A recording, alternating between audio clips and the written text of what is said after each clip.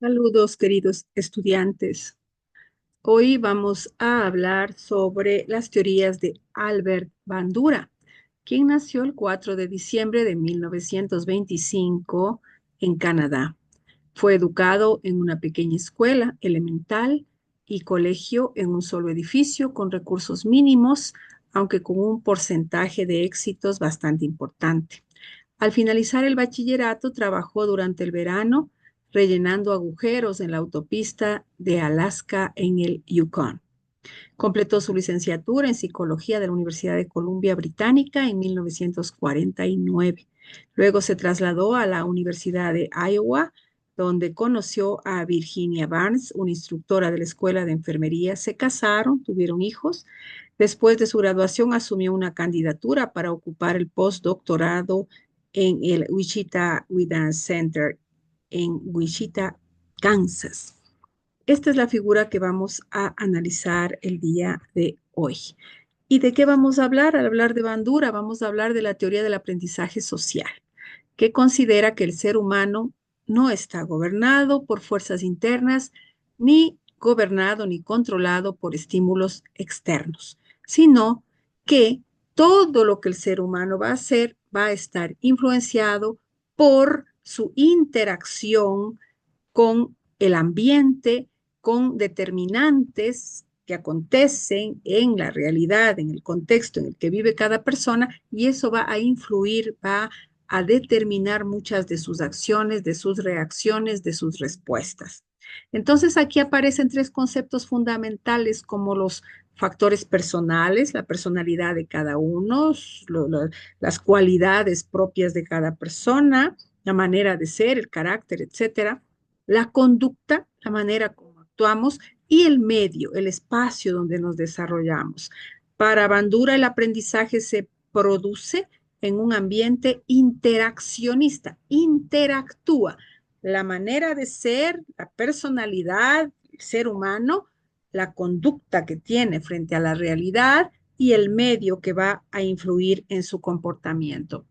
La mente analiza el medio, la mente interpreta lo que pasa alrededor. La mente da significado a las cosas que pasan alrededor de un ser humano y así va a dirigir su conducta a través de actitudes, de comportamientos, y donde también va a estar presente algunas de las potencialidades, de las características internas propias de cada ser humano.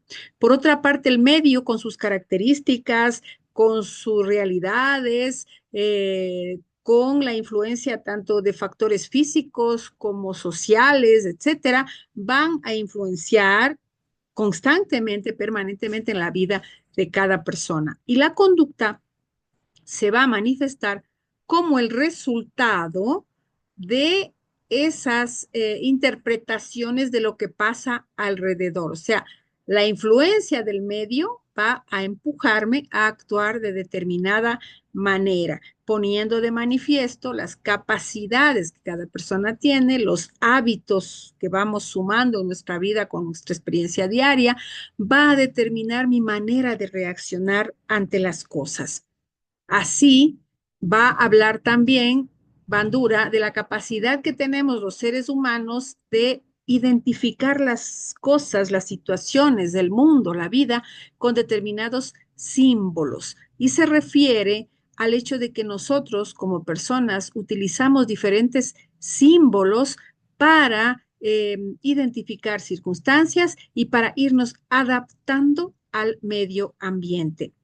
Esta capacidad nos permite dar significado a las cosas, nos permite también interpretar lo que vamos viviendo y nos permite representar lo que sentimos. Nos habla Bandura también de la capacidad que nosotros tenemos, el ser humano tiene, de reaccionar ante los estímulos del ambiente y la manera como nuestra actitud, nuestra conducta va desarrollándose siempre tratando de prever, de prepararnos a lo que la vida nos va presentando. Y vamos a reaccionar de acuerdo a una serie de elementos que vamos aprendiendo en el camino y que nos permite esta capacidad de previsión, de prever, de anticiparnos a las cosas y de acuerdo a esa situación, ir reaccionando y presentando nuestras actitudes.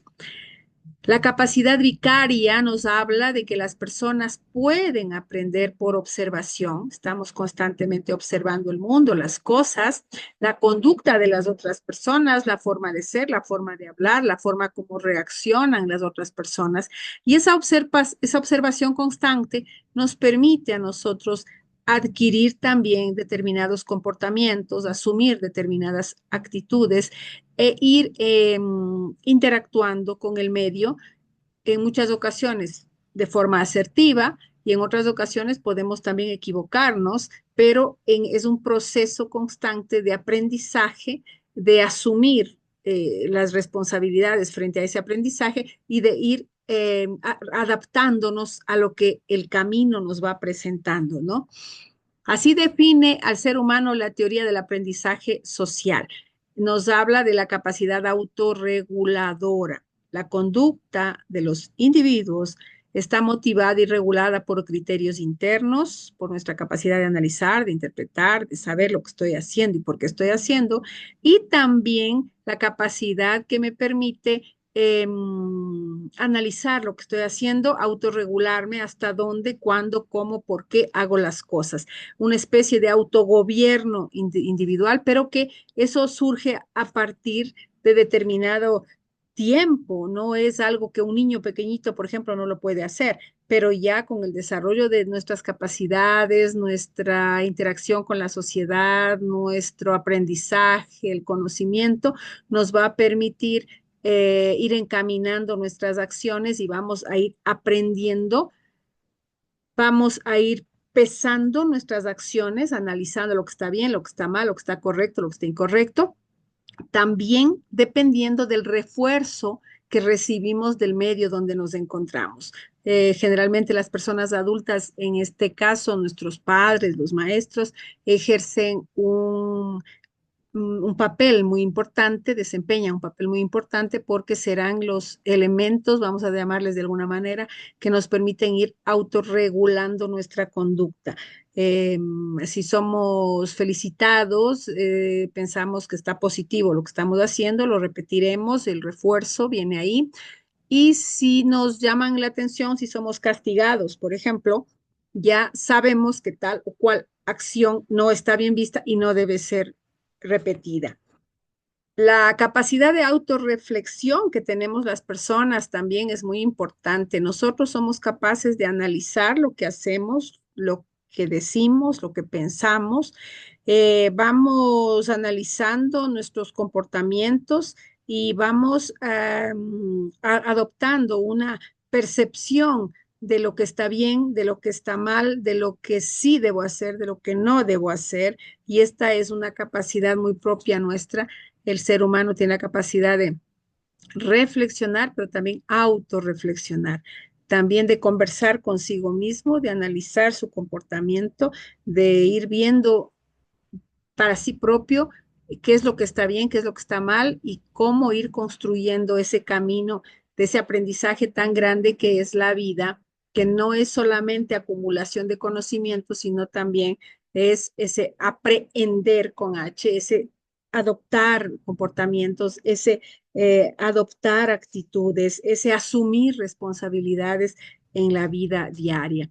Y debemos recordar que mediante la observación, que es un fenómeno muy importante, es un tema muy importante, la observación nos va a permitir ver cómo es la conducta de las otras personas y así vamos nosotros a adquirir también habilidades, comportamientos, actitudes, vamos a asumir determinados papeles en la comunidad, en la sociedad.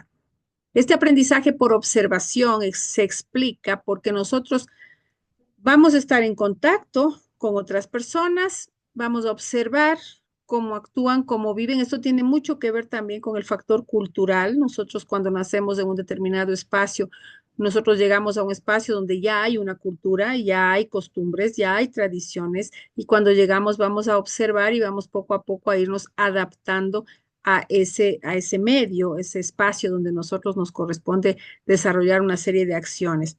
Los seres humanos aprendemos de estos modelos de conducta utilizando esta capacidad tan grande, tan importante que es la observación, la autorreflexión que me permite este pesar que les digo entre el bien y el mal, entre lo que está bien y lo que está mal, y también ir autorregulándome, qué se hace, qué no se hace, que si puedo, que no puedo, etcétera, e irme adaptando a la cultura, al espacio, al ambiente donde me ha tocado desarrollarme. Aquí también podemos hablar de este aprendizaje por observación que abarca nuevas conductas. Vamos desarrollando habilidades, vamos actuando conforme la situación que se nos presenta. En muchas ocasiones son actitudes ya repetitivas. Por ejemplo, si me llaman a almorzar o a cenar, yo ya hay todo un mecanismo motriz incluso, ¿no? De cómo actuar, cómo moverme, cómo las habilidades. Pero si, por ejemplo, no estoy en el Ecuador o no estoy en Colombia y estoy en Etiopía, por ejemplo, donde las personas son invitadas a comer, van a lavarse las manos y van a comer con las manos, yo adoptaré esa manera de actuar en ese momento, en ese espacio determinado, que es el momento de alimentarse, adoptaré y mostraré esas mismas habilidades que se demuestran en esa cultura. Entonces ya no voy con un tenedor, con un cuchillo, sino que será con la mano que voy a comer igual que todas las otras personas. Quiere decir, el ambiente nos impone modelos y de acuerdo a nuestra capacidad de reflexión vamos a asumir esos modelos culturales y vamos a adaptarnos a las circunstancias. El hombre es un ser racional, es un ser pensante, pero también es un ser que se va adaptando a las diferentes circunstancias que se presentan. Incluso alguien decía que nuestra inteligencia se mide por la capacidad que tenemos de adaptarnos a las nuevas circunstancias. Una persona inteligente es una persona que generalmente sabe adaptarse a los diferentes espacios donde se encuentra. Entonces demuestra todas estas habilidades y esto se refleja en el comportamiento humano. El aprendizaje por ejecución. Aquí hablamos de las influencias del medio ambiente y cómo estas influencias afectan el comportamiento a través de un proceso de simbolización. Es decir, los acontecimientos que se dan en nuestra vida, algunos son transitorios de corta duración y tal vez no influyen mucho en nosotros, pero hay otros que sí nos proporcionan una información más fuerte, se registran en nuestra cabeza y ya dejan de ser simples hechos transitorios, esporádicos, y pasan a sembrar en nuestra cabeza representaciones simbólicas que ya pasan a ser parte de nuestra memoria. Más que aprender respuestas específicas a partir de los efectos de sus actos, el individuo va a obtener y confirmar sus concepciones sobre la conducta adecuada. Todo proceso que el hombre va desarrollando en sociedad es un proceso que lo invita a pensar, a reflexionar, a interpretar, a hacer una autorreflexión sobre las actitudes que asume frente a las cosas, frente a la vida, frente a los estímulos, y conforme eso va a ir actuando y creando su propia personalidad y su propia manera de reaccionar ante la vida. Los procesos más dinámicos que se dan en este aprendizaje por observación son, en primer lugar, la atención. Como yo les decía en alguna clase anterior, la atención va a permitir explorar el ambiente, observar, va a permitir que el individuo seleccione entre una variedad enorme de influencias y acontecimientos y que en su memoria se quede aquello que más le llama la atención. Para Bandura, la atención selectiva es una función esencial del aprendizaje por observación. Atención selectiva, estoy observando y me llama algo la atención de manera muy particular. Esos elementos van a ir siendo parte de mi bagaje de información, de la maleta de información, de conocimientos, de ideas que voy acumulando. Los procesos también se dan a partir de la retención, que es el proceso mediante el cual las experiencias de la vida, las experiencias transitorias, son transformadas en conceptos simbólicos que funcionan como modelos que van quedando, modelos internos que van a orientar mi manera de actuar y que me van a dirigir a dar respuesta a los estímulos que yo recibo en la sociedad. O sea, hay cosas que se quedan y hay cosas que no se quedan. La memoria selectiva, la mente del ser humano le permite seleccionar aquello que quiero que quede en mi cabeza y que sea un conocimiento, que sea un aprendizaje, que sea algo que me va a servir en determinada circunstancia, y hay otros conocimientos que los considero secundarios, mi memoria no los guarda y no son elementos que van a servirme como símbolos, como representaciones, como ideas que queden grabados en mi mente. La producción en el aprendizaje son los procesos que involucran la conversión de las imágenes, aquello que veo, aquello que aprendo, y lo voy a acumular en mi mente y voy a establecer criterios propios míos, es decir, ya aprendí del ambiente, conocí, observé, tomé ideas y ahora yo mismo, a partir de todo lo que tengo en mi cabeza, voy a producir mis ideas, voy a producir mis criterios, voy a ser el dueño de mis propios pensamientos, de mis propias reflexiones, ¿no? Y nacen las ideas, es lo que decía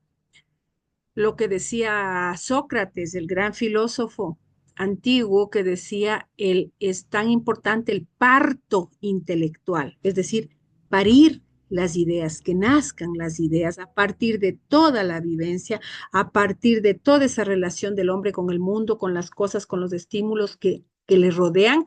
Y ya hay un momento en el que no solamente recibo, sino que hay un momento en el que yo también seré productor de mis propias ideas.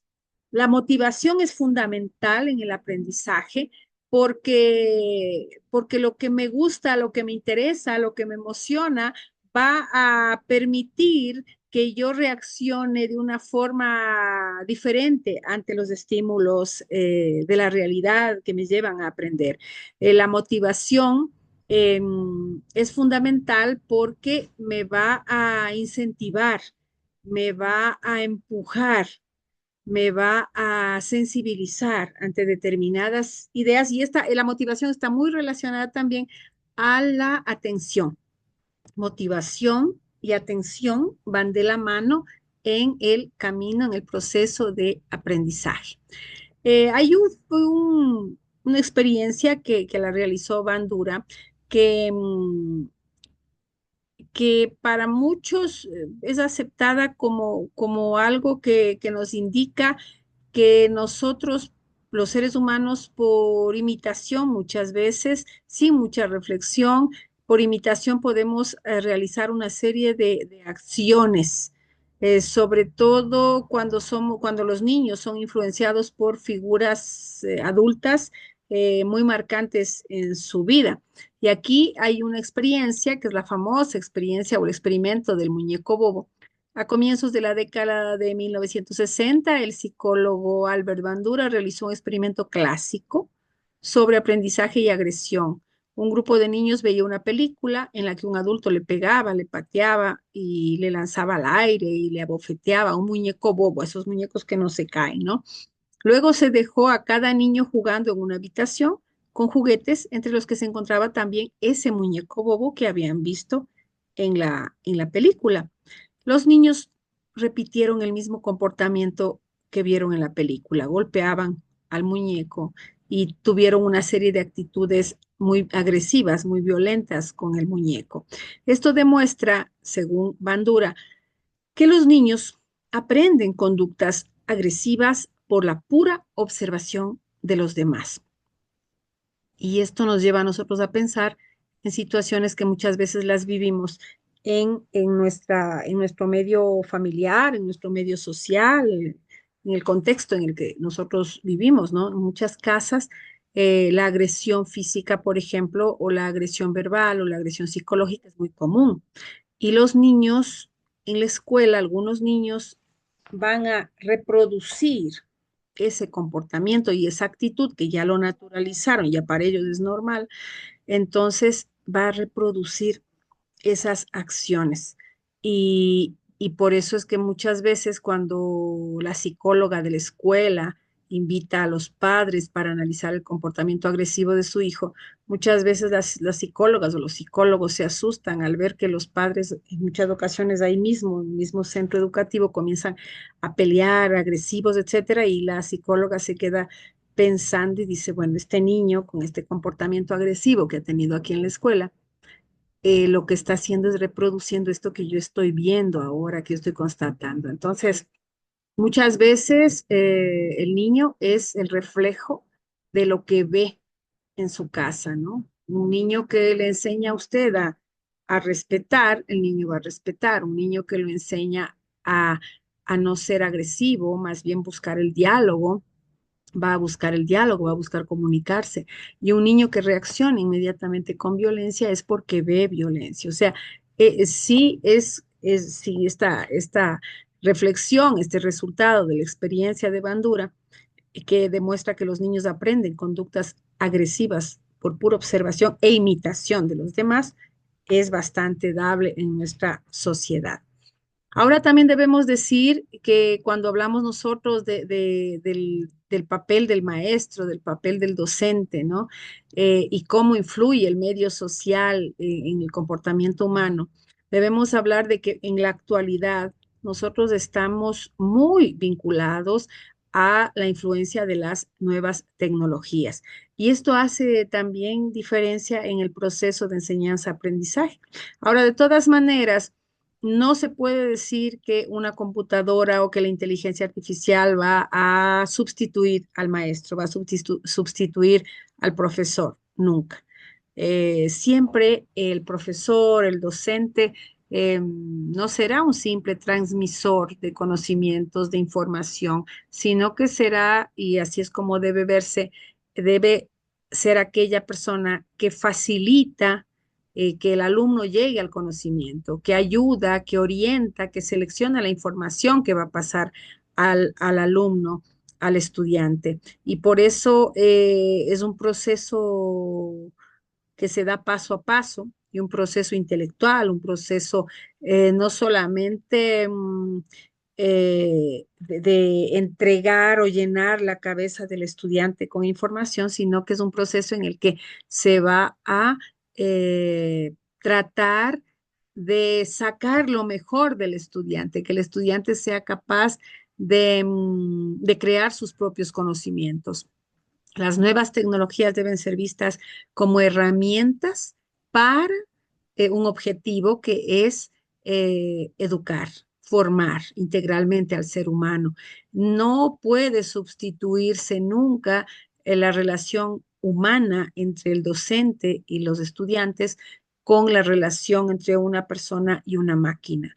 Nunca será sustituido el maestro, es la idea que nosotros tenemos y por eso las tecnologías deben ser vistas como lo que son, en mi criterio, un mecanismo, un camino, herramientas, instrumentos, pero nunca van a sustituir al maestro. En las instituciones educativas es importante que se trabaje sobre potenciar al máximo las posibilidades de llegar al estudiante y hacerlo constructor de su propio destino, de sus propios conocimientos. Las nuevas tecnologías no son malas, pero deben ser bien utilizadas para fortalecer el trabajo del docente. Es importante innovar, es importante aprender, es importante saber utilizar las herramientas adecuadas, ¿no? Para llamar la atención, para organizar las ideas, para planificar, para poder crear nuevos caminos y transmitir los conocimientos de una forma adecuada, sin olvidarnos de que será la labor tendrá éxito, el proceso de enseñanza-aprendizaje tiene el éxito deseado, se llega a la meta deseada cuando vemos que el alumno, el estudiante, se convirtió en aquel ser capaz de construir su propio conocimiento. Por eso vemos las nuevas tecnologías como elementos importantes, pero siempre en el centro de nuestra atención estará el ser humano.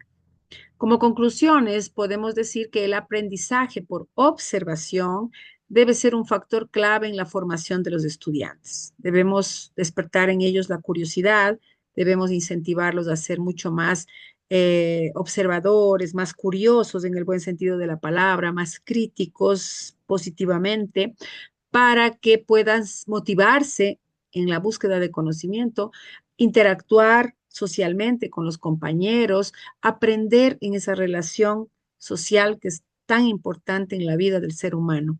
Los seres humanos aprendemos por imitación, por repetición, por observación, y en los niños es fundamental este proceso, porque también les permite entender la realidad, comprender los fenómenos que suceden a su alrededor, poder distinguir entre el bien y el mal, distinguir los diferentes elementos que hacen parte también de la vida y que no son solamente aquellos conocimientos científicos, aquellas teorías, sino también los valores humanos, las actitudes humanas, los sentimientos humanos.